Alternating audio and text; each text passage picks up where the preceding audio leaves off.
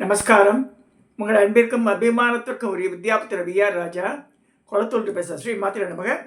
இது என்னுடைய 1303வது வீடியோ.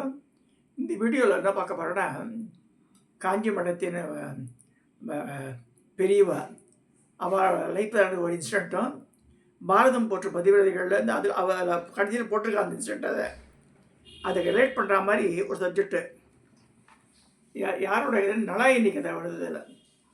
நலாயினியோட கதையும் காஞ்சி பெரியவாளுடைய ஒரு ஒரு சம்பவம் சேர்ந்து. முதல்ல காஞ்சி பெரியவாளை பற்றி சொல்லிடுறேன். நான் என்ன ஆயிடுக்குன்னா,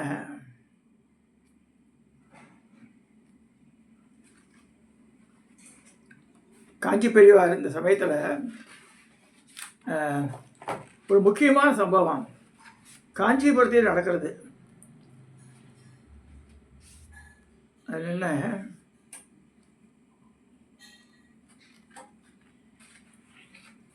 காஞ்சிபுரத்தில்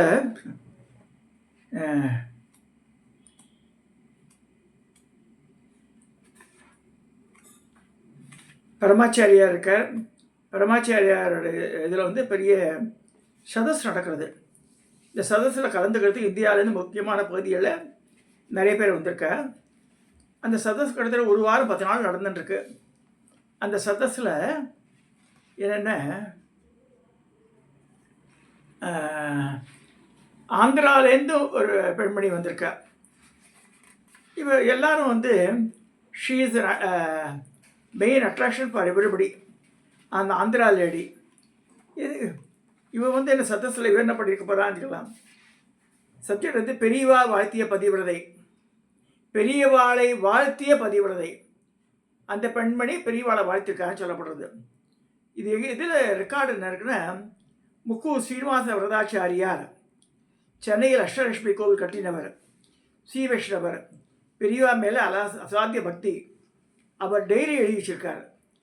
அந்த டைரியில் இருக்கிற விஷயம் ஒன்று, அவர் காலத்துக்கு அப்புறம் அவர் க்ளோஸ் ஃப்ரெண்டு ஒருத்தர் அவருடைய டைரி ஜெராக்ஸ் பண்ணிட்டு கொடுத்தாரு.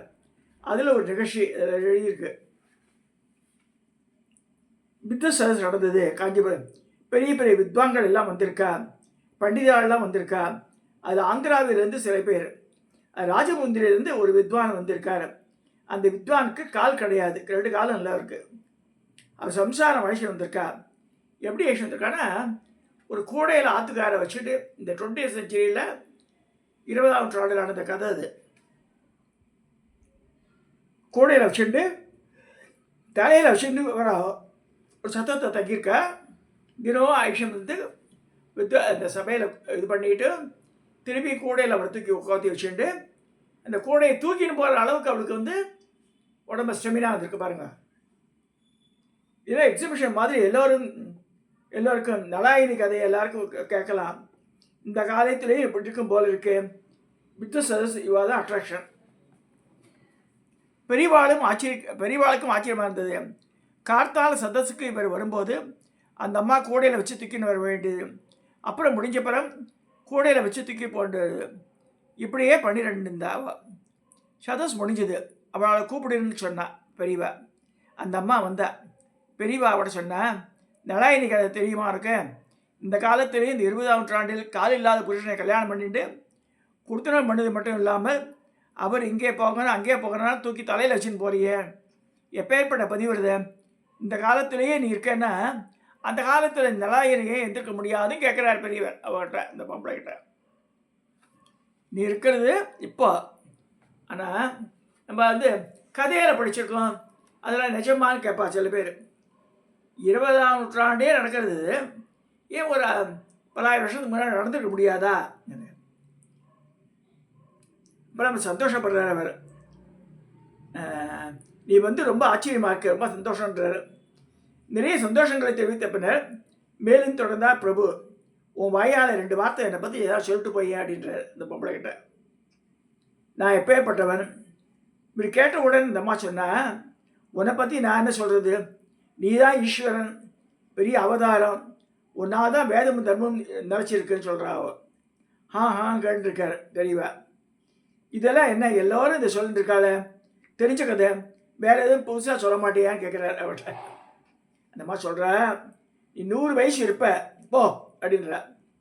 அந்த அம்மா ஆசீர்வாதம் பண்ணுற அவருக்கு, நீ 100 வயசு இருப்ப போ. அவர் ஆசீர்வாதம் செய்ய போ தொடர்ந்தார். 100 வருஷம் இருப்ப, ஆனால் 4 நட்சத்திரம் குறையும்ன்ற. 4 மாதம் குறையும். இதை சொன்ன உடனே பெரிய முடிச்சுட்டு அதுக்கு மேலே விட்டால் வேறு தான் அவதார ரகசியெல்லாம் வெளியில் வந்துடும் சொல்லி அவளை கூட்டு பிரசாதம் கொடுத்து அனுப்பிச்சிடுறாரு. இது முக்கூரார் டைரியில் எழுதி வச்சிருந்தார். ஆச்சரியம் என்னென்னா, நடந்தது என்னென்னா, 1994 வருஷம் ஜனவரி மாதம் 8ஆம் தேதி பெரியவா சித்தியானா. மே மாதம், அதாவது ஜனவரியில் சித்தியாகிற, மே 94 தான் 100 வயசு பூர்த்தியாகி 101வது வயசு பிறக்க போகிறது அவருக்கு.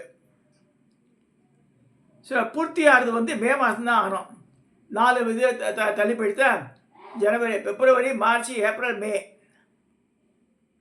அந்த பதிப்பதை என்ன சொன்னேன், நீ 100 வருஷம் இருப்ப, ஆனால் 4 நட்சத்திரம் குறையும் சொன்னா இல்லையா. பிப்ரவரி, மார்ச், ஏப்ரல், மே 4 அனுஷ நட்சத்திரம் குறையிறது.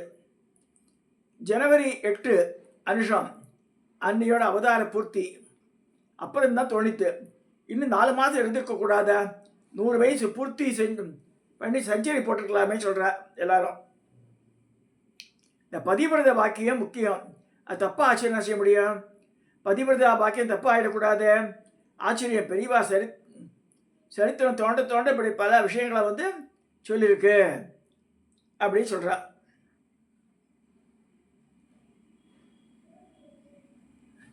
சார் இப்போ வந்து இந்த பதிவிரதா ஸ்ரீயில் சொல்லும்போது நலாயினி பற்றி வருது. சூரியன் எடுத்த சுமங்கலி நலாயினி நலமகாராஜாவின் புதல்வியவ, பொறுமையின் நிதானம் உடையவள், அருமையால் வளர்ந்த நலமகாராஜா வளர்த்தான்.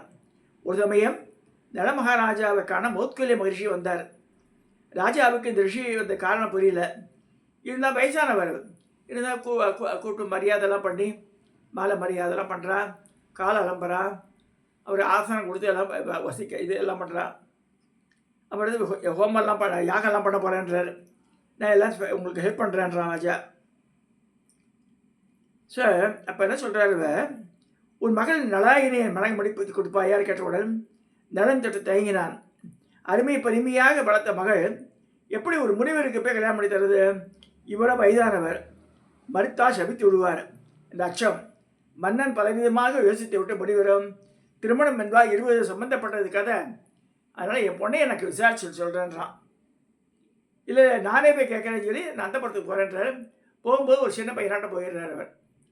அவர் தப்போ வலிமையால் என் கிளாட் அந்த மாதிரி போன உடனே அவர் பார்த்து காதல் வசப்படுறான் நலாயினி. அவள் வந்து வந்தது இந்த மாதிரி கிழவை தான் அப்படி வந்துருக்கா தெரியல அவளுக்கு. சரி சொல்லிட்டு அப்பா சொல்கிறேன், உன்னை கல்யாணம் பண்ணிக்கிற ஆசையாக இருக்குன்ற. சரி எங்கள் அப்பாட்ட போய் கேளுங்க சொல்லி தர முத்திர மொதத்தை கைட்டி தரா. நீங்கள் அப்பாட கொடுங்க கொண்டு போயிட்டு. அப்பாட்ட போகும்போது திருப்பி கடவுளாக போகிறார். இந்த மாதிரி உன் பொண்ணு ஓகே சொல்லிட்டான்ட்டு.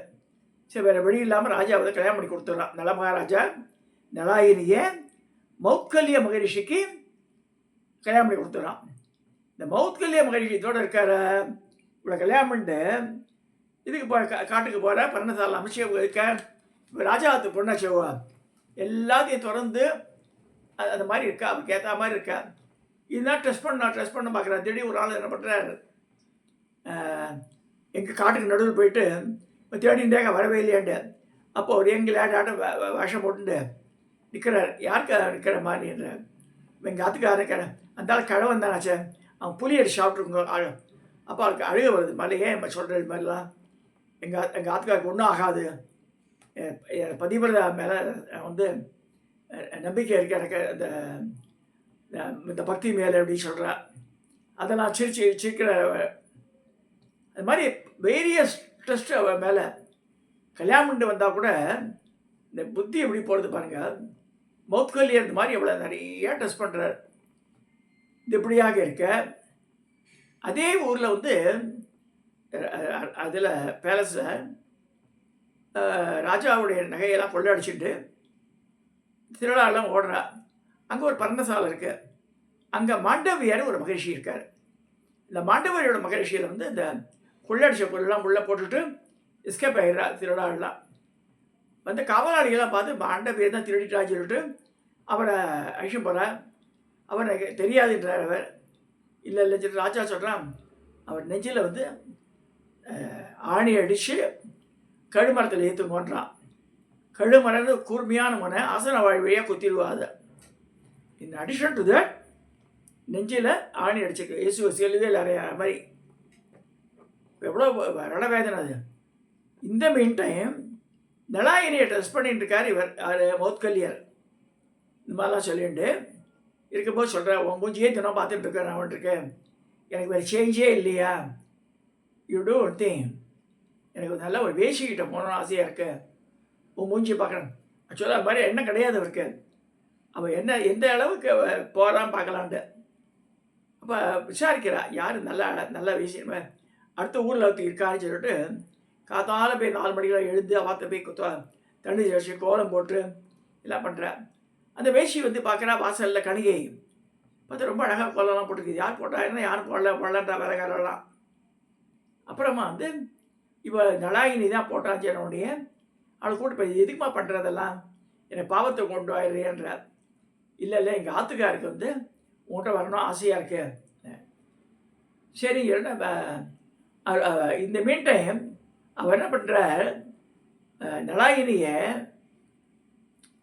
இப்போ டெஸ்ட் பண்ணுற போதெல்லாம் ஒரு சாபத்தினதுனால இந்த இளைஞனாக வந்தார் இல்லையா, அப்போ வந்து அவளை பலாத்காரம் பண்ணும்போது நீ ஒரு குஷ்டரோகம் பிடிக்கிட்டு வச்சு கபிச்சிடுறாவ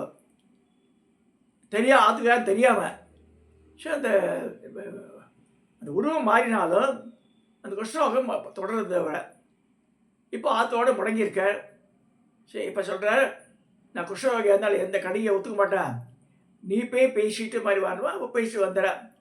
ஸோ கூடையில் வச்சு அவரை ஐஷம் போகிறா. அங்கே தினமும் போய் ஐஷம் கொண்டு போய் அவர் கடிகை விட்ட பிறகு அவர் உள்ளே போய் யங் மேனாக மாறிவிடுவார். அவர் மாறிட்டு அவரோட இன்பம் தூக்க மாட்டார். அவரோட அவர் தூக்கிட்டு கத்தா திருப்பி கடவுளாக வந்துடுவார். இந்த மாதிரியே இருக்குது. இந்த மாதிரிலாம் இருக்கும்போது சுவாமியே பார்க்குறாரு, பரமேஸ்வரனை பார்க்குறாரு. இந்த பொண்ணோட இது வந்து கற்பு தன்மையை உலகமுக்கும் பறை சாற்றணும், அதுக்கு வெயிட் பண்ணுறார். அந்த மாதிரி இருக்கும்போது என்ன ஆகுது, ஒரு நாள் அதே மாதிரி கோடையில் எடுக்கும்போது மழை கொட்டுறது, இடி அடிக்கிறது, ஒரு கும்பிருட்டாக இருக்குது. இவரோட கால் கோடையில் வெளில வந்து இந்த ஆணி மாண்டவிய கழுமரத்தில் இருக்கார் இல்லையா, அவர் மேலே இடிச்சிடுறது, உயிர் போகிறது அவருக்கு. அப்போ சொல்கிறேன், யாருக்காவது கோடையில் வச்சு அழிச்சு போகிறாலோ அந்த கணவன் வந்து நாளைக்காக சூரியத்துக்கு முன்னாடி செத்து விடுவான்னு சபிச்சிடுறாரு. சூரியோதயம் ஆனால் தான் செத்து போகிறது, சூரியனே உதிக்கக்கூடாதுன்னு சொல்லிடுறா. 8 நாள் வரைக்கும் சூரியன் உதிக்கலை, ஒரு கும்மிரட்டாகவே இருக்குது. ஸோ உலகத்தில் எல்லா ஆக்டிவிட்டீஸ் சம்பிச்சு போயிடுறது. எல்லா தேவர்களும் கூட்டி பேசுகிறா, எல்லாம் பேசி போய்ட்டு இது அனுசுயா கதை கூட வராமல் சொல்லப்படுறது. இந்த கதையில் சொல்லலை. அது அனுசுயா தேவி வந்து சொல்கிறா, இந்த மாதிரி லோகத்துக்கெல்லாம் நீ பனிஷ்மெண்ட் பண்ணுறேன், என்ன வேணால் ஆட்டம், எங்கள் ஆத்துக்காருக்கு வந்து உயிர் போகக்கூடாது, அவங்க உயிர் போகாமல் தப்பிக்கிறதா இருந்தால் நான் வந்து ப்ரிப்பேர் ரீகால் மே சாபம் படி சொல்லும்போது சரி நான் பண்ணுறேன், அனுசுயா ஹெல்ப் பண்ணுறா சொல்லப்படுறது சில புராணங்களில். இப்போ வந்து நலாயினி வந்து இது மாதிரி எங்கள் ஆத்துக்காருக்கு எந்த இதுவும் அஷூரன்ஸ் ஓனருக்கு தேவர்கள் கொடுக்குறோம்போது தேவர்கள்லாம் கொடுக்குற அஷூரன்ஸ் கொடுக்குறா. இவருக்கு மௌத்கல்யருக்கு உயிர் போகாதுன்னு சொன்ன உடனே சூரியன் வரட்டும், எங்கள் ஆத்துக்காருக்கு ஒன்றுமே ஆகலைன்னா சூரியன் வரட்டும், உதயம் மாட்டணும், சூரியன் உதயமாறுது. பின்னாடி அது மௌத்கல்யரும் வெறும் ஒன்றா சேர்ந்து நல்லபடியாக வாழ்க்கையை நடத்தினாலும் முடிகிறது. எதுக்கு சொல்ல வரேன்னா, இந்த கூடையில் வந்து எடுத்து போகிறா இல்லையா, அந்த சதஸ் கூட்டு வந்த அளவுக்கு ஆந்திர பிரதேஷ்காரி ராஜமுந்திரிலேருந்து அதே மாதிரி இது 20ஆம் நூற்றாண்டு அந்த காலத்தில் 10,000 வருஷத்துக்கு முன்னாடி நலாயினி பண்ணியிருக்காரு. மௌத்கல்யரை கூடையில் வச்சு எடுத்து போய் ஆணி மாண்டவியர் அப்புறம் போய் ராஜா வந்து அந்த கடுமரத்தை இது பண்ணுறான், கடுமரம் எரிஞ்சு போய்டுறது, கடுமரத்தில் அவர் இறக்குறா, அந்த ஆணியை எடுக்க முடியல, அதை கட் பண்ணுறா. இந்த ஆணியை கட் பண்ணி அதனால் ஆணி மாண்டவியர்னே பேர் அவருக்கு. ஸோ இந்த கதை தெரியணும். மாண்டவியர் மௌத்கல்ய கோத்திரம் இருக்குது. ஸோ இந்த மௌத்கல்யரோட மனைவி தான் வந்து நலாயினி. அவள் தான் சூரியனை தடுத்து நிறுத்தினா. ஸோ இந்த நலாயினி ஆட்டம் பரமாச்சாரியாருக்கு ஒருத்தர் ராஜமந்திரிக்கார லேடி வந்து ப்ளஸ் பண்ணியிருக்கா அப்படின்னு சொல்ல தான் அந்த கதையை எடுத்துகிட்டு சீன் 2 இன்ஸ்டன்ஸஸ். ஒன்று வந்து நலாயினி கதை, ஒன்று Rajahmundry lady who is to bring her husband daily to சதஸ் இந்த கூட. இதை சொல்லி இந்த பதிவை நிறைவு செய்கிறேன். ஸோ இந்த நலாயினியாட கற்பு கருத்திகளை சொல்லும்போது நலாயினிக்கு ஈக்குவலண்ட் யாருமே கிடையாது சொல்லப்படுறது. ஸோ அவளை பார்த்துருக்கோம். இதுக்கு வந்து முக்கிய காரணம் வந்து பரமாச்சாரியார். ஸோ இவரே வந்து பாருங்கள், 100 வயசு பூர்த்தியாக 100ஆம் வயசு பிறந்துடுறது, 101ஆம் வயசு பிறந்தாதான் பூர்த்தின்னு எடுக்க முடியும். 100 வயசை 4 வருஷம் குறைஞ்சதுன்னு சொல்லி இந்த பதிவிரதை எப்படி சொன்னாலும் அது பிரகாரம் நடந்ததுக்கு முன்னாடி எவிடன்ஸ் வந்து இந்த முக்கூரார் டைரியில் இருக்குது சொல்லப்படுறது. இதை சொல்லி இந்த பதிவை நிறைவு செய்கிறேன். தயவுசெய்து சப்ஸ்கிரைப் பண்ணுங்க, ஷேர் பண்ணுங்க, லைக் பண்ணுங்க. இதுக்கு உண்டான படங்களை காமிக்கிறேன். இந்த படத்தை காமிக்கவே இல்லை உங்களுக்கு. இதுக்கு உண்டான படங்கள் பாருங்கள்.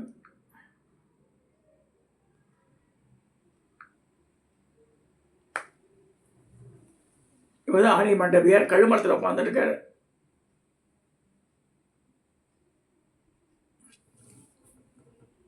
எவ்வளோ பயங்கரமான பனிஷ்மெண்ட் பாருங்கள். அது இவர் சபிக்கிற சூரியனை ஒதுக்காமல் போகட்டான்ட்டு நலாயினி கோடையில் இருக்கிறது. மௌத்கல்யர் உட்காந்துட்டு இருக்கார் கோடையில்.